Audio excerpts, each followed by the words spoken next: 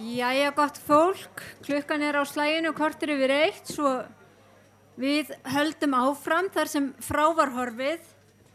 En þá var komið að reikningum ársins 2012. Þið fenguð allir aðalfundarfulltrúar fengu reikningan að senda heim, þannig að þið ættu að hafa þá í fundagögnunum ykkar. Eins verði þeim varpað hérna upp á tjaldið. En ef það einhver sem vantar reikninga þá eru til örfá útprentuð eintök, þannig að endilega þá gefið merki og þá mun starfsfólkið reyna að koma til ykkar reikningum. En þá vil ég gefa Valgerði Vésteinsdóttur, endurskoðanda hjá PricewaterhouseCoopers HF orðið, en hún ætlar að kynna og fara yfir tölur í ársreikningi. Gjörðu svo vel.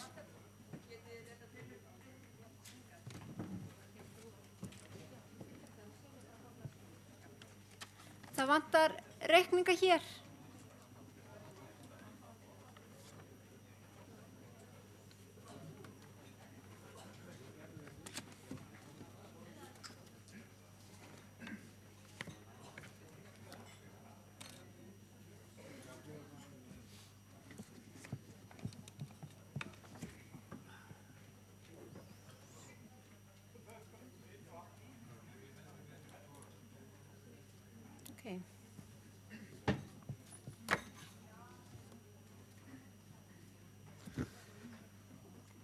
Komið í sæl, Valgerður Vésteinsdóttir heiti ég og kem frá PwC. Ég ætlaði að fara yfir helstu liði í ársreikningi Öryggisbandalagsins. Ef við byrjum þar á blaðsíðu 2.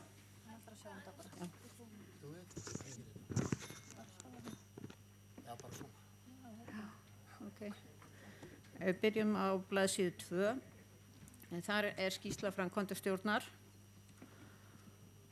Og þar kemur fram að framkvæmdastjórn staðfesti ársreikningin 29. maí 2013 og sama dag skrifaði endurskoðandi og félagskjörnir skoðunarmenn undir.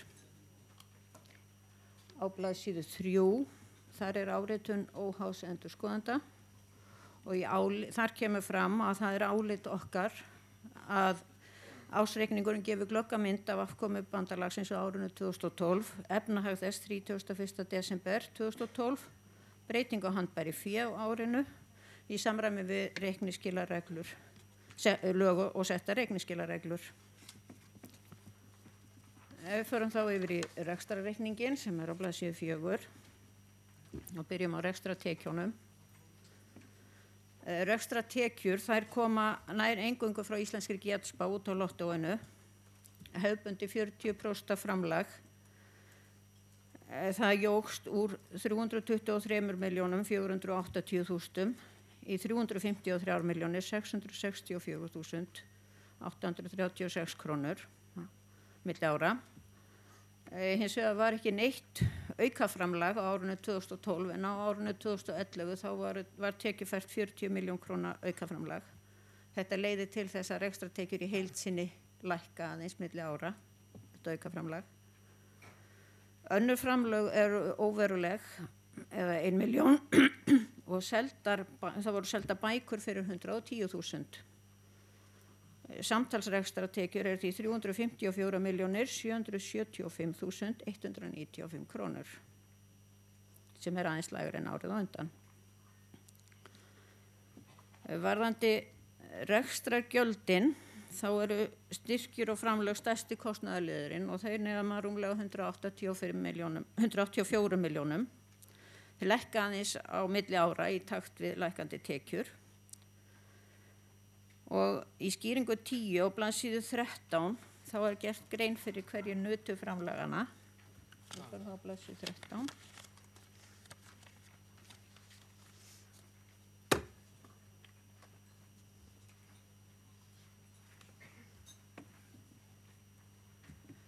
Brynja hússjóður fékk hæstu fjárhæðina 101 milljón. Síðan voru 49.900.000 sem fóru til aðildarfélagana, skiptist á milli þeirra. Aukagreiðslur til aðildarfélaga voru engar á árinu 2012. En síðan voru 33,2 milljónir styrkir sem fóru til annara félaga vegna ýmissa verkefna. Og samtalsframlög og styrkir eru 184 milljónir, 150.000 og 4 krónur fyrirgeðu. Fara þá bara aftur upp í rekstrarreikninginn á blaðsíðu 4.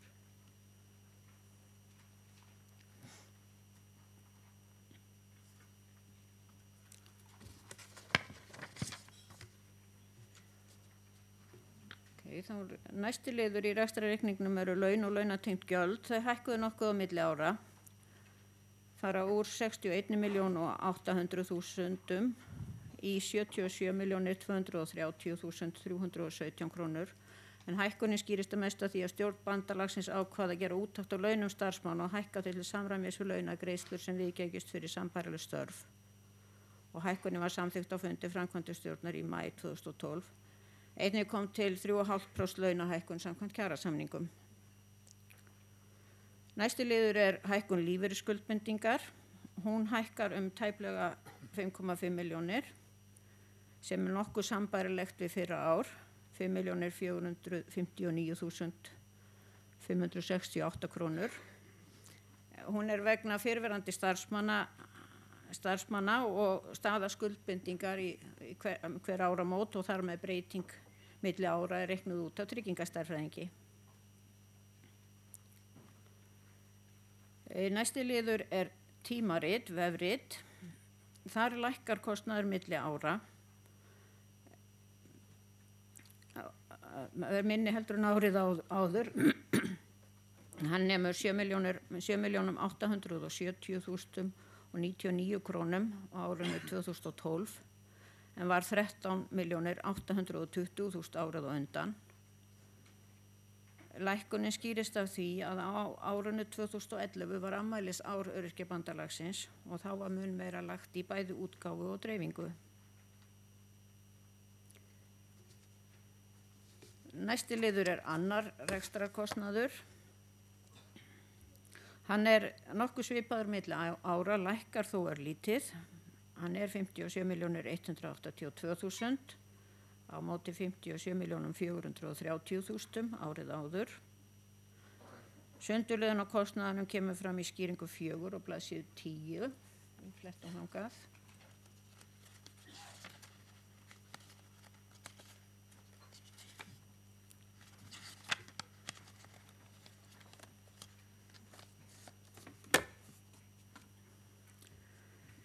Við förum þar aðeins í gegnum stærstu liðina. Aðkeypt þjónusta og rannsóknir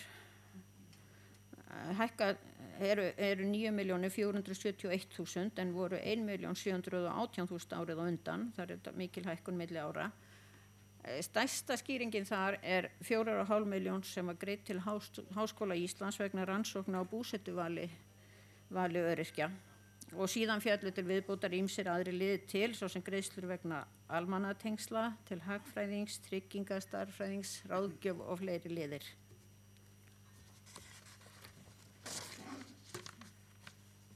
Kostnaður við auglýsingar og kynningar, hann hækkar úr tæplega 4,6 milljónum og núna 8.077.139 krónur og hækkunin skýrist af átaksverkefnum sem var farið í árinu, svo sem ímyndarherferð og baráttu fyrir leiðréttingu á kjörum öryrkja. Næsti liður fundir og ráðstefnur. Það 1.600.000 krónur hækkun þar á milli ára. Þeir núna 7.541.622 krónur. En hækkunin skýrist af ráðstefnum Sameinuðu þjóðirnar sem var haldin á vegum Öryrkjabandalagsins. Húsaleiga, rafmagn og hiti hækkar líka talsvert milli ára úr 3,3 milljónum í 4.723.991 krónu.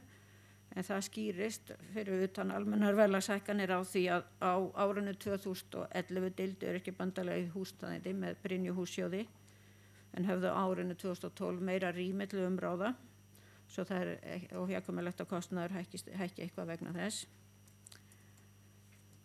Síðan það nú, og þetta svona helstu hækkanirnar sem voru milli ára, síðan má nefna að á árinu 2011 þá fjall til stór kostnaðarliður 14,7 milljónir sem hérna þriðja neðsta línan sem var kostnað vegna afmælis árs Öryrkjabandalagsins en það engin slíkur kostnaður á árinu 2012. Samkvæmt þessari samantekt þá heildar annar rekstrarkostnaður 57 milljónir 182.430 krónur. Við förum þá aftur upp í rekstrarreikningin í næsta lið.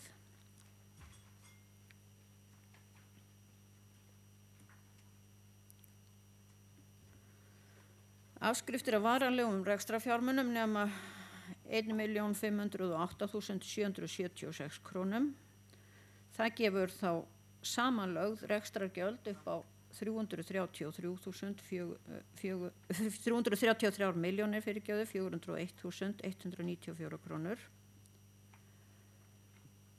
Þetta leiðir til þess að rekstrarhagnaður fyrir fjármunatekjur og fjármagnsgjöld 21.374.002 krónur sem mjög sambærilegt við fyrra ár. Þá það fjármagnsliðirnir, vaxtatekjur og verðbætur. Þær 25.075.978 krónur. Gengismunur út af verðbréfaeignum 224.749 krónur og vaxtagjöld 67.314 krónur en inn í þeirri fjárhæð þjónustugjöld til banka. Fjármagnsliðirnir samtals þá 25.233.000 og hagnaður ársins endar í 46.607.415 krónum sem bara sambærilegt við árið á undan.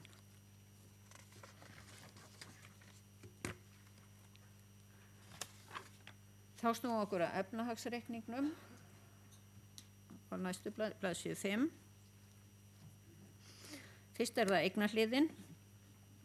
Varanlegir rekstrarfjármunir, þeir 3.984.404 krónur og það gerð grein fyrir breytingu ársins í skýringu 5 á blaðsíðu 11.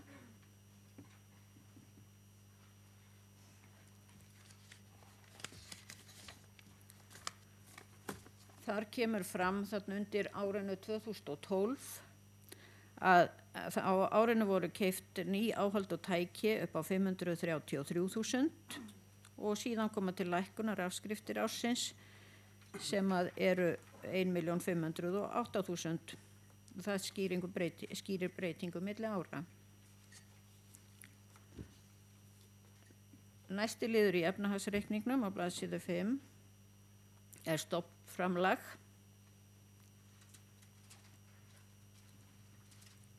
Það fellur undir áhættufjármunir og langtímakröfur. Það óbreytt milli ára 1.065.000 og í skýringu 6 gerð grein fyrir hvernig það skiptist. Bundnar innistæður þær sýndar í 2 liðum en þar verðtryggða að ræða.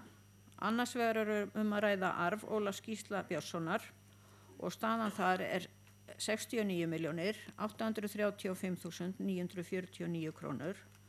Það kemur fram í skýrslu stjórnar fremst í ársreikningnum að þetta fé var notað til þess að fjármagna kaup á húsnæði fyrir skrifstofufélagsins. Hinn liðurinn svo varasjóður Öryrkjabandalagsins og hann stendur í 98.041.301 krónu. Fasta fjármunir þá samtals 372.926.664 krónur. Næst það veltufjármunirnir. Markaðsverðbréf, það innlend skuldabréf og þau nema 4.976.706 krónum. Krafa á tengda aðila svipuð árið á undan eða 10.256.301 króna. Aðrar skammtímakröfur, þær hækka mikið á milli, þær lækka mikið á milli ára, fara úr 43,1 miljón niður í 26.474.976 krónur og þessi lækkun hún skýrist af lægri stöðu við íslenska getspá í lok ársins. Lausafjárstaðan er góð, þar sem að handbært fé er 250.532 krónur. Þetta gefur eignir samtals upp á 617.713.179 krónur. Og þá er það skuldahliðin. Óráðstafað eigið fé er 530.645.343 krónur og breyting milli ársins, hún skýrist eingöngu af hagnaði ársins sem leggst við stöðu frá fyrra ári. Undir víkjandi lán og skuldbindingar er lífeyrisskuldbinding. Hún er uppreiknuð af tryggingastærðfræðingi og er vegna 4 fyrrverandi starfsmanna og nemur langtíma hluti hennar, það er að segja þá hluti sem kemur til greiðslu, ekki til greiðslu fyrir enn 2014 eða síðar, það nemur 40.742.272 krónum. Í skammtíma skuldunum, þar er það fyrst viðskiptaskuldir, 2.481.604.000.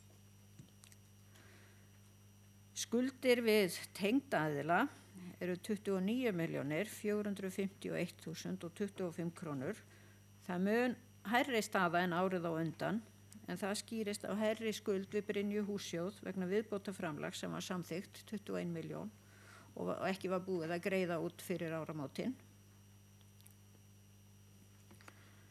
Áætlaðar lífeyrisgreiðslur næsta árs eru skammtíma hluti lífeyrisskuldbindingarinnar, þar að segja það sem er áætlað að muni koma til greiðslu á árinu 2013 og það eru 5.439.924 krónur. Loks eru það svo aðrar skammtímaskuldir. Þær nema 8.953.012 krónum og hækka talsvert milli ára, en það skýrist mest af því að þar inni er ógreitt viðbótarframlag til tölvumiðstöðvar fatlaðra sem var ekki búið að greiða út fyrir áramótin.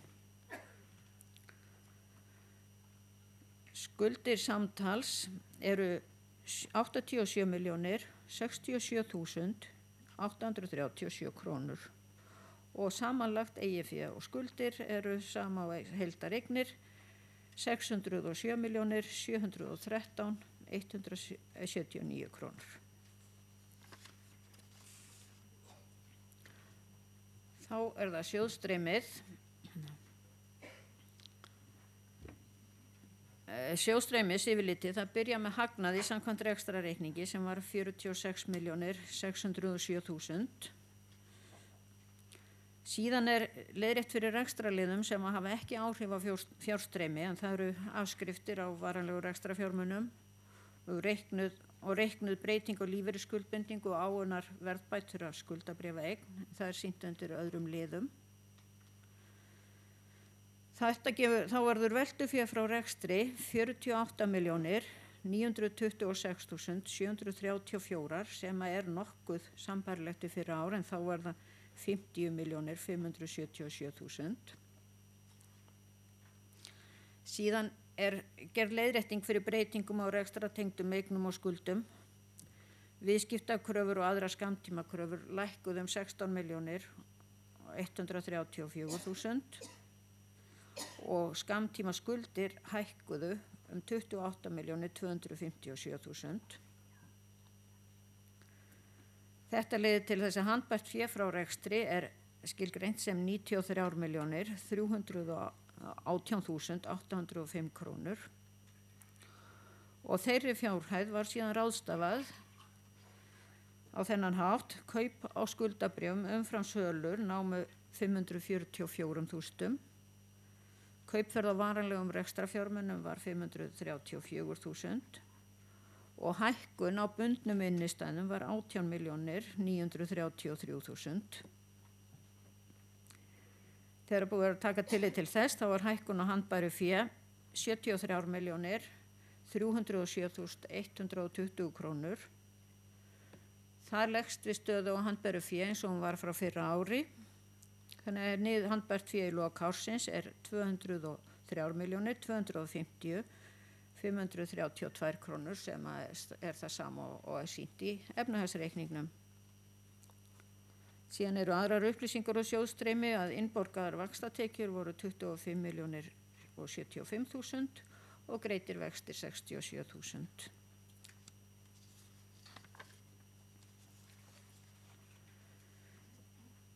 Þá erum við búin að fara yfir að helstu skýrslurnar í ársreikningnum. Síðan eru áfram á blaðsíðu 8 og 9. Þar eru yfirlit yfir þær reikningsskilaðferðir sem að beitt er við gerð ársreikningsins og síðan þar fyrir aftan á blaðsíðum 10-14 eru nánari skýringar á þeim liðum sem við erum búin að fara yfir núna.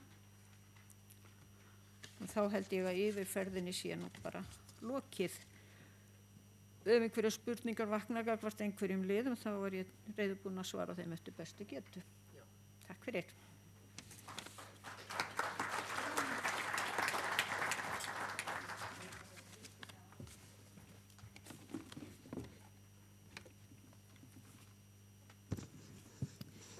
Takk fyrir þessa greinargóðu yfirferð reikninga ÖBÍ. Lilja Þorgeirsdóttir, framkvæmdastjóri ÖBÍ, ætla nú aðeins að fylgja þeim úr hlaði áður en við förum í umræður.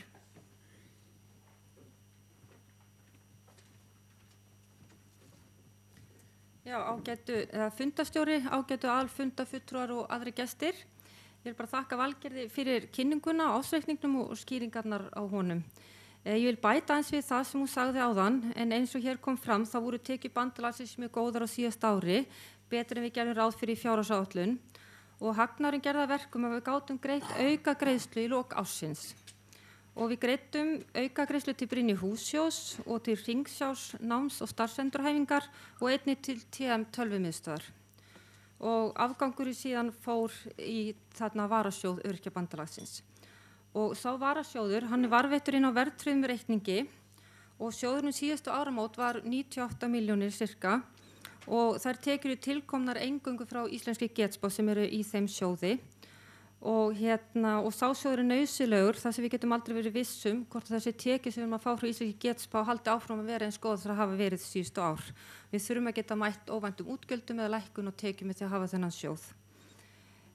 Síðan er að aukið bandalagið eins og kom fram hér áðan með dágóða upphæð í öðrum varasjóð sem er líka inn á verðtryggðum reikningi og það er þessi sjóður sem er tilkominn vegna arfs Ólafs Gísla Björnssonar. Hann ánafnaði Öryrkjabandalaginu allar í eigu síðar en hann lést árið 2002. Og þennan sjóð var ekki ætlað að nota í daglegan rekstur bandalagsins, heldur var ákveðið að nota hann til að fjármagna kaupa nýja húsnæði fyrir starfsemina, þar sem húsnæði í Hátúni 10 hentar okkur ekki lengur. Og með því að fjárfesta í húsnæði er verið að dreifa áhættunni og hafa ekki allan varasjóðinn í banka, heldur fjárfesti í steinsteypu sem hægt er að selja eða leigja út síðar ef aðstæður breytast. Eins og líka hefur komið fram hér í dag, þá erum við búin að festa að kaupa húsnæði í Sigtúni 42 eftir mikla leit í nokkur ár og húsnæði er ætlað fyrir skrifstofu bandalagsins að mestu leiti, en kaupin voru sem sagt þá fjármögnuð með arfi Ólafs Gísla Björnssonar og fjármagnin nægði fyrir kaupunum og mun fara langt með að fjármagna það breytingar sem þarf að gera til að það uppfylli kröfur fyrirmynda aðgengi fyrir alla. En við ætlum að leigja út líklega reyndar þarna helmingin af húsnæði, það er ekki alveg búin að taka ákvörðun hversu stóran hluta. En síðan vil ég bara bæta einu atriði við sem Valgerður kom inn á hérna áðan að kostnaður vegna funda og ráðstefnu hefur hækkað milli ára og ræður að mestu ráðstefnunum sáttmála Sameinuðu þjóðanna réttindi fatlaðs fólks sem kosta okkur 2,5 milljón. En ég vil bara upplýsa ykkur að við fengum styrk frá ETF sem er European Disability Forum til að halda ráðstefnuna og við fengum þann pening greiddan á þessu ári, þess vegna kemur ekki fram í ársreikningnum. Styrkun var upp á rúmar 1,7 milljónir og síðan fáum við greitt líka sem það voru 2 ráðuneyti í samstarfi við þessa ráðstefnu og við fáum líka fjármagn þaðan 280.000. Þannig raunverulegu kostnaður sem lendur á Öryrkjabandalaginu óverulegur í þessu samhengi. Takk.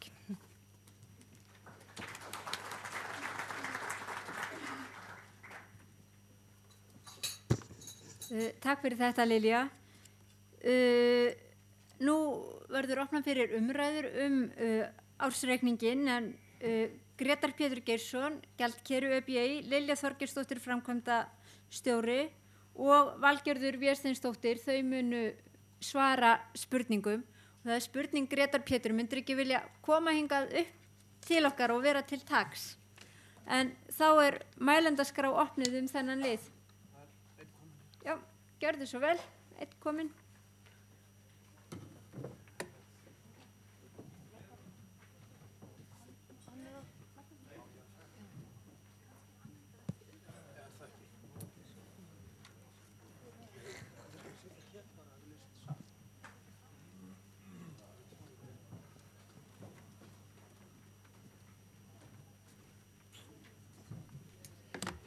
Fundarstjóri, kæri félagar. Það er alltaf svo leiðilt að tala peninga, en það er nauðsynlegt. Þeir eru aflvaki allra hluta og fyrir fundunum dag liggur ársreikningur sem er jákvæður og er það mjög jákvætt. En hins vegar ber að hafa það í huga að við ætlum að spegla þennan ársreikning inn í næsta ár, að þá tel ég að hann verði nokkuð mikið breyttur vegna þeirra fjárfestinga sem við farið í. Og ég vek athygli því að það liggur fyrir endurskoðuð fjárhagsáætlun fyrir árið 2013 sem var gerð þá 2012 þá í september og þar er gert ráð fyrir 1700.000 í tekjuafgang. 1700.000 í tekjuafgang miðað við árið 2013 sem við erum núna að klára. Og á þessu ári hefur við farið í fjárfestingar eins og við höfum komið að áður og við verðum að hafa það í huga í þessari rekstraráætlun sem við gerðum fyrir árið 2013 og þá er inni þar tölur sem verða ekki til staðar núna vegna þess að við höfum nýtt á fjármuni til kaupa úr Ólafssjóð, þannig að vaxtatekjurnar okkar munu lækka verulega. Og inni líka þessari fjárhagsáætlun hjá okkur sem við gerðum í september í fyrra er heldur ekki gert ráð fyrir öllum þeim viðbætum og annað sem við erum að fara í núna. Þannig mér er bara gjörsamlega ómögulegt að skilja hvernig við ætlum að fjármagna þetta. Það er það sem ég bara hef áhyggjur af. Ég er ekki að gagnrýna til að vera leiðilegur, það að gagnrýna er að rýna til gagns. Mér langar bara að vita þetta hvernig ætlum við að gera þetta. Því að tölurnar tala sínu máli, meðal annars að húsalegan þar í áætlanagerð sem var samþykkt í fyrra með árið 2013, það er sagt 7 milljónir. Það er margfeldið núna komið, margfeldið. Þannig sem 1700.000 buffer sem við erum með í september, sko að geta samþykkt slíkt hefði aldrei átt að gerast. Þetta er allt og lítið fjárhæð með veltuna hjá okkur.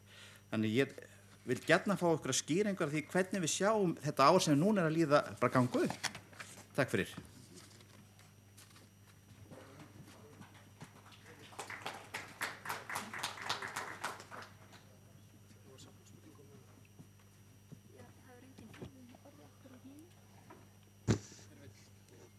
Hver vill svara þessu?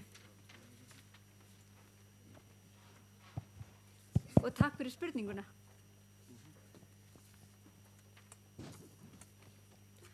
Já, ég vil segja það að í fjárhagsáætlun fyrir þetta ár var gert ráð fyrir ákveðna upphæð í tekjur á þessu ári. Það var 325 milljónir, en nú eru lottutekjurnar mun hærri en áætlað var. Og það sem afið árs er að komna upp í 303 milljónir og þess vegna var lagð fram tillaga framkvæmdastjórnar aðstjórnarfundi núna síðasta 19. september. Það var fjárhagsáætlun Öryrkjabandalagsins endurskoðuð og það var lagt fram eftir farandi tillaga sem var samþykkt. Það var framkvæmdastjórn leikur til við aðstjórn að hækka fjárhagsáætlun ÖBÍ 2013 35 milljónir vegna kostnaðar við breytingar á sigtúni 42. og miðað við þess að spá tekjur íslenska getspá eða heldur áfram sem afver árið þá muni tekjurnar fara upp í 400 milljónir. Og þó að við fjármögnum leggjum til auka fjármagn í breytingar, það er ekki bara breytingar, þetta er líka endurnýja tölvikerfi, það þurfa endurnýja símkerfi sem er búin að bíða mig í mörg ár úr því við vorum alltaf að flytja úr húsinu. Þannig að það er eitthvað sem er ekstra kostnaður sem eiginlega færist á þann kostnað sem er búin að safnast upp og bíða með að leggja út í.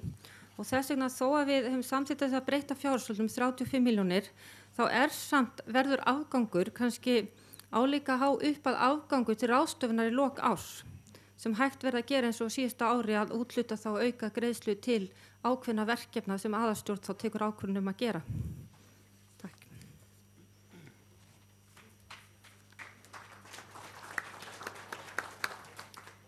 Takk fyrir þetta, Lilja. Orðið er ennþá laust ef það eru fleiri sem að vilja taka til máls þennan lið. Það er eitt kominn, gjör svo vel. Nei, bara hérna.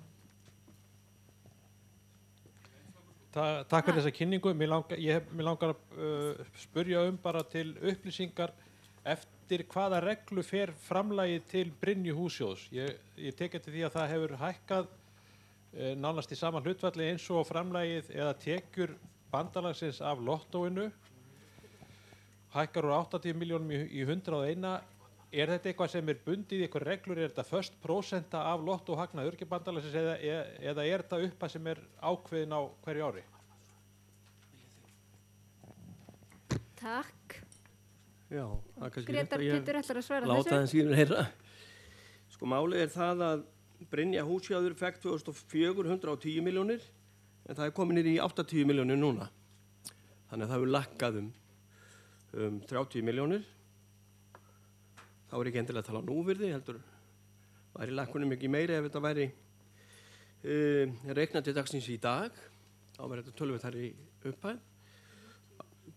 Á sama skapi hafa styrkirnir til aðildarfélagana hækkað, ef við tökum bara 2003 og 2011. Þá voru styrkirnir til félagana 22 milljónir, en það eru 50 núna. Þannig að það er Brynja sem hefur lækkað á kostnaðin ekki að salapa aðildarfélagana. Þannig að það liggur alveg ljóst fyrir. Ég hef með þetta hérna á blaði og það er skýringin. Kannski vil Lilja bæta ykkur við, hún er svo nákvæm og þetta verður náttúrulega að vera allt rétt, eðlilega.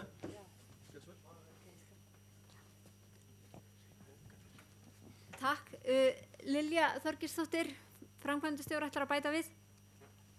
Já, það er rétt sem Grétar Pétur segir að hlutur Brynju hlutfallslega hefur farið lækkandi en árið 2012 þá var það gert ráð fyrir 80 milljón til Brynju en svo var þetta auka framlag í lok árs vegna góðs rekstra afkomu.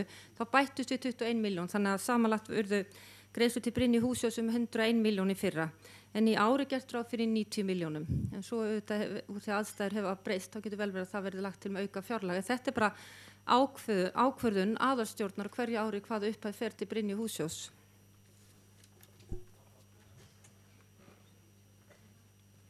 Takk fyrir það. Næstur á mælendaskrá er Vilhjálmur, gjörðu svo vel. Kannski að minna fólk á að kynna sig með fullu nafni og aðildafélagi. Takk. Vilhjálmur Hjálmarsson, ADHD, kannski bráðum SBS en ekki strax. Þetta er nú kannski fyrirspögn eða bara ábending. Það getur verið sér fleiri ég sem ekki vita þessi félagar í öryrkjabandalaginu því að blaðsíðu 14 stendur samtalsstyrki til aðildafélaga og þar eru styrkur til Háskóla Íslands og Laugarneskirkju. Ég efast ekki að styrkirnir séu góður gildir, en er fyrirsögnin kannski eitthvað skrítið? Takk fyrir. Lilja, ætlar að svara þessu?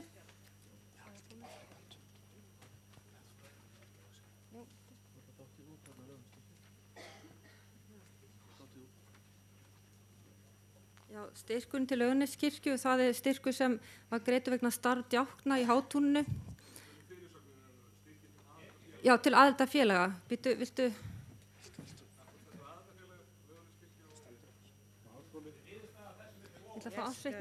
skal koma hérna inn þessi setning þarna styrkir til aðildafélaga, hún vísar til samtölunar 49.900.000, þetta er ekki fyrirsögn fyrir því sem að kemur undir. Fyrirsögnin þar er styrkir, þar hefði mátt segja aðrir styrkir. Takk. Frímann er næstur, gjörðu svo vel. Hann ætlar að fá mig.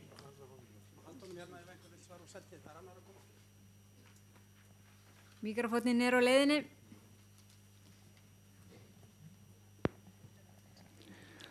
Takk fyrir. Ég ætla aðeins að byrja að nefna þetta sem var bend á styrkilega háskólan svona.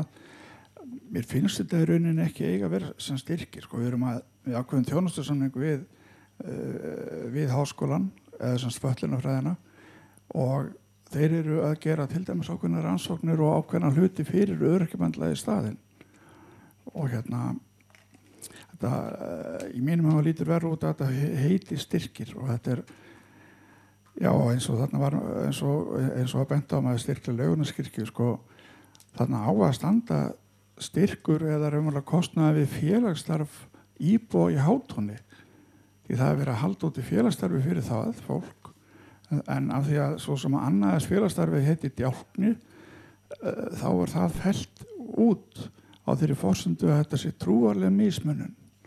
Það er einhvern veginn ekki verið að hugsa það að félagur okkar sem búa hér í Hátúni þeir fá félagsstarf þarna. Það á þetta snúast. Það var verið að ræða hér styrkina til Brynju og mér finnst einhvern veginn að verða að koma fram að þegar að Lottóið er stofnað þá fær öryrkjabandalagið að vera með í því, sko. Ég segi fær að vera með því þetta er bara þetta vegna þess að öryrkjabandalagið stendur fyrir þessum uppbyggingum á húsnæði fyrir fatlaða. Ef að það hefði ekki verið þá hefði vantilega öryrkjabandalagið ekki fengið að vera með eða allavega það var álitið eftir þess sem ég skildist. Þetta má aldrei gleymast og þau verður alltaf að minnka hlut Brynju þá stöndum við fram yfir því að það gæti á einhverjum tímapunkti verið litið svo á að við hefðum ekki þörf fyrir þetta því að félögin átti að sjá á sig sjálf en Brynja væri hvað sem er hægt að fá þetta framlag eða væri það óverulegt með við heildarrekstur Brynju.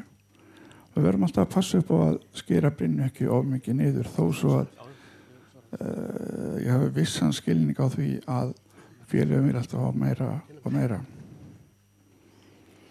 Takk fyrir þetta. Takk fyrir. Greta Pétur Geirsson ætlar að bregðast við. Já, takk fyrir þetta Frímann, þetta er alveg þjóður.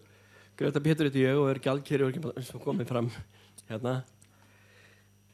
Þá deili ég þessum áhengi með Frímanni og ég hef í minni tíð sem gjaldkeri reynt að minna á þetta alveg reglulega, freka fyrir döfum erum verið nú að segja, að það þarf að fara meira fjármagn inn í Brynju.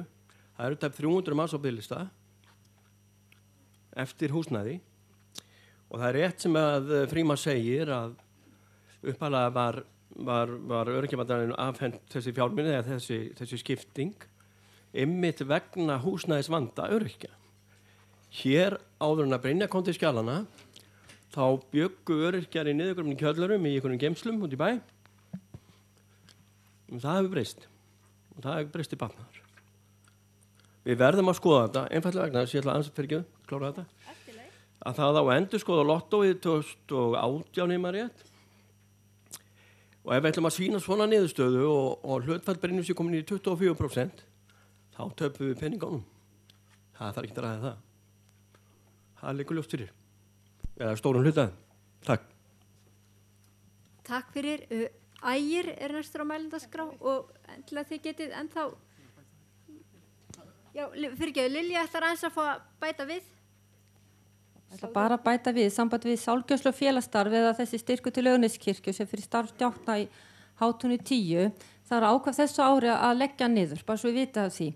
En það stóð til að gera það árið 2006 og 2007 svo kom bankahrunið og efnahagskreppan og þá voru beðin að bíða með það þannig að við heldum áfram þetta er óveruleg upphæð en síðan er búið að leggja þann styrk niður svo við vitið af því og síðan sambandi við samstarfi háskólan þá er það auðvitað við erum að styrkja þarna við erum að panta rannsóknir sem við erum að gera núna sem við nýtast núna í kosningabaráttu sveitarstjórnarkosningar næsta vor en síðan hefur við líka verið að styrkja núna það verið að koma á B-námi í fötlunarfræðum en hingað til hefur námi verið aðgengilegt bara þeim á meistarastigi og það er stór hópur fatlaðs fólks og annara sem hafa áhuga málefninu sem að vilja geta tekið þetta nám á B-stigi þannig að þessna hefur við verið að styrkja háskólan og hefur verið góð samstarfi við hann.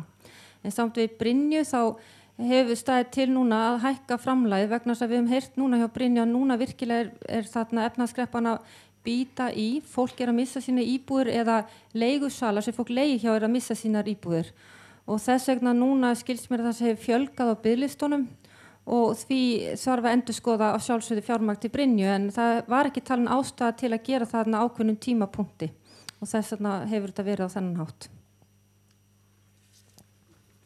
Takk fyrir. Næstur er Ægir, gjör svo vel.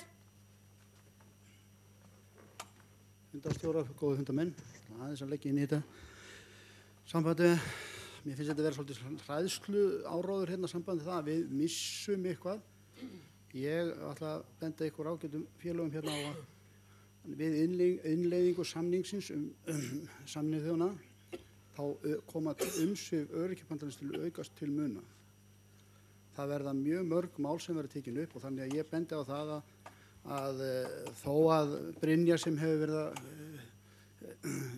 er með ágændar rekstur þá held ég að það sé engin, ég hef hvergi séð þessi ákvæði það að það sé eitthvað skilyrt. Það var talað það vissulega en hvergi sé þetta sé skilyrt að það sé til Brynju húsið og í annar stað þegar þetta ákveðið þá var ekki mikið félagsins húsnæði annað en verkefni húsnæði. Í dag komið fullt af öðrum aðilum á leigumarkaðinn þannig að þetta kannski heldur ekki alveg en fyrst og fremst það að ég held að það þarf kannski að gera í áætlunum næsta árs reikna með auknu fjármagnið upp í málefnum tengslum samnings Sameinuðu þjóðanna. Takk. Takk fyrir þetta. Ætlar að bregðast örstutt við? Gjör svo vel. Ég vona að fólk sé ekki hérna með lífið í lókunum við því sem saði. En málið er einfallega það. Við stöndum samt frammi fyrir þess að bara endurskoða lottóið og þá var náttúrulega farið mjög grúndið í það hvað gerði hérna öryggisbandalagið við allar spenninga. Hvar eru þeir? Hver var forsendan að öryggisbandalagið fekk þessa peninga? Fyrir það ég kalli þetta ekki hræðslur, ég kalli þetta að vera ábyrga afstöðu, að mínu viti. Og ef að menn alltaf svona bara láta þetta bara gott heita og þið hefðu nú skoðað ásetning Brynju, það kemur glögglega fram að það er Böllandi undirbalanssi eða svo til, það er 100 milljónir og þetta er meðal annars ástæðan þessi lækkun til Brynju undanfarin 10 ár. Takk. Takk fyrir.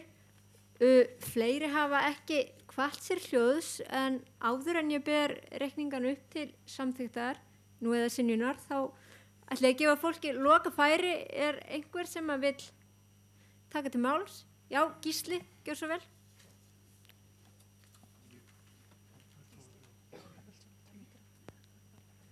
Bara örstutt, komið sæl.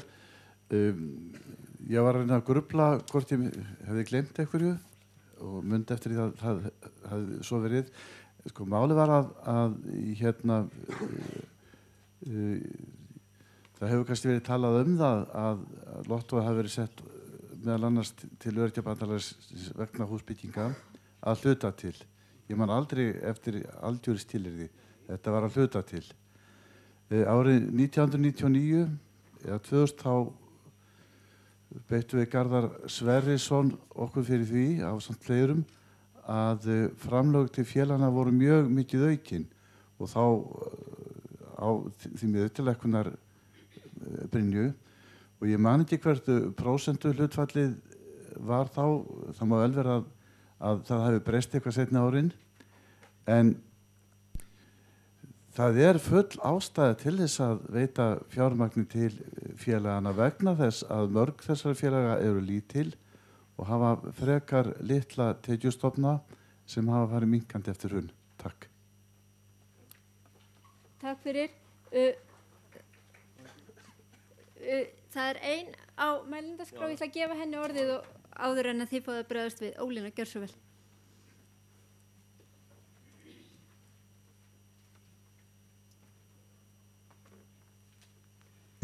Fundarstjórar, góðu fundamenn. Ég heiti Ólína Sveinsdóttir og ég kem frá Parkinsonsamtökunum.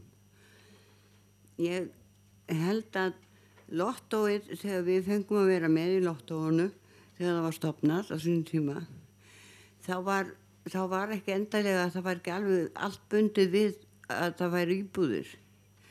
Það var vissulega talað að ætti að vera eitthvað ákveðið í íbúðum, en þetta var líka til starfseminnar. Alveg eins og þetta til starfseminnar hjá ISI og UMFI. Það ekkert öðruvísi sem farið með þessa peninga heldur en aðra. Þannig að ég held við þurfum ekkert að vera hrædd að fá að styrkur að við verðum sett út af sakramentinu.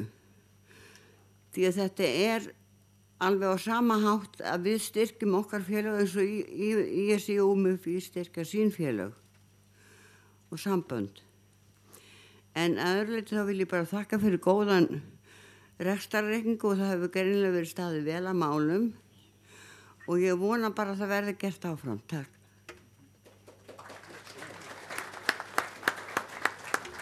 Takk fyrir framkvæmdastjóri og hver vill bregðast við? Guðmundur Magnússon ætlar að bregðast við, gjörðu svo vel. Ég með hérna fyrirgeður. Ég ætla bara að bregðast við svarandi hérna lottóið. Sko, þannig málum vexti að það var Öryrkjabandalagið sem byrjaði og ætlaði að fá það í gegn og Oddur Ólafsson, þá þingmaður, ætlaði að koma þessu í gegn og að fá lög fyrir lottóinu. Þá kom frá ISI L.S. Schramm, sem þá var þingmaður líka, og hann mótmælti og taldi að ISI ætti rétt á svona tölulottói eða svona einhverju svona já. Þannig að það eru miklar umræður og hérna þetta var mjög heitt kartafla sem menn hentu á milli sín þar til að það var ákveðið að skipta þessu með þeim hætti sem það í dag. Það að segja að 40% sem ÖBI fær, ISI með 43 og restina Ungmennafélag Íslands með 13 og hérna þannig að hérna þannig var og ég veit að þeir menn sem stóðu að þessu að stofna félagið og byggja upp þetta fyrirtæki lögðu jafnvel eigin hag að veði til þess að koma þess á. Þannig að megum ekki gleyma því að þetta er ekki neitt opinbert fyrirtæki, heldur þetta okkar enga fyrirtæki, þessara 3 aðila sem standa að íslenski getpróf í dag og fyrirtæki sem hefur verið afskaplega vel rekið og meira sé að fengi verðlaun fyrir það hvað það væri sérstaklega vel rekið gagnvart mönnum og fólki með í svona hvað er þetta kallað getur ekki spilað já svona fíknir svona, þeir eru með mjög ábyrga spilun og hafa sem sagt verðlaun fyrir það. Ég vildi bara koma þess að, takk. Já, takk, Grétar Pétur. Ég þakka Gísla fyrir hans innlegg, þetta er alveg rétt á Gísla. Ég sagði nú aldrei að það væri allur penningurinn sem hefði átt að fara í það, en það var nú svona, í það mesta var það ákveðið innlegg inn í einmitt ástandi sem var þá, sem ég var að segja á það. Fólk hýrðist hérna í kompum, hist og hér út í bæ, öryrkjar, sem höfðu gefna á að leigja. Staðan er nú þannig að það er 273 held ég á biðlista hjá Brynju. Ég hef vissulega áhyggjur af aðaldarfélögum Öryrkjabandalagsins og fjárhæð þess. En ég hef ekki síður áhyggjur af öryrkjum sem að leigja fyrir 120.000 á mánuði með 180.000 tekjur. Ég hef eiginlega bara meiri áhyggjur af þeim. Ég myndi ekki vilja vera í þeirra sporum. Takk fyrir. Takk fyrir. Fleiri hafa ekki hvatt sér hljóðs undir þessum lið og honum því lokið og ég ætla þá að bera ársreikningana upp til samþykktar. Þeir sem samþykja ársreikningin, reikning Öryrkjabandalagsins fyrir árið 2012, gefið mér merki. Já, takk og einhver sem kann að vera á móti. Svo er ekki, svo þeir eru samþykktir með öllum greiddum atkvæðum. Þá er komið að næsta dagskrárlið sem er kosning. Nei. Já, fyrirgefið þið. Ég er aðeins að flýta mér of. Ég vil þakka henni Valgerði Vésteinsdóttur kærlega fyrir hennar greinagóðu yfirferð reikningana. Það eru nefnilega fleiri reikningar sem eru hér lagðir fram og það er hægt að ræðum þá eða spyrja nánar út í þá og það er vist betra að við gerum það. Þannig að þetta eru sem sagt reikningur Brynju hússjóðs Öryrkjabandalagsins sem er lagður fram, reikningur Hringsjár og reikningur Örtækni. Þannig að orðið er laust ef einhver vill ræða þessa reikninga eða spyrja út í þá.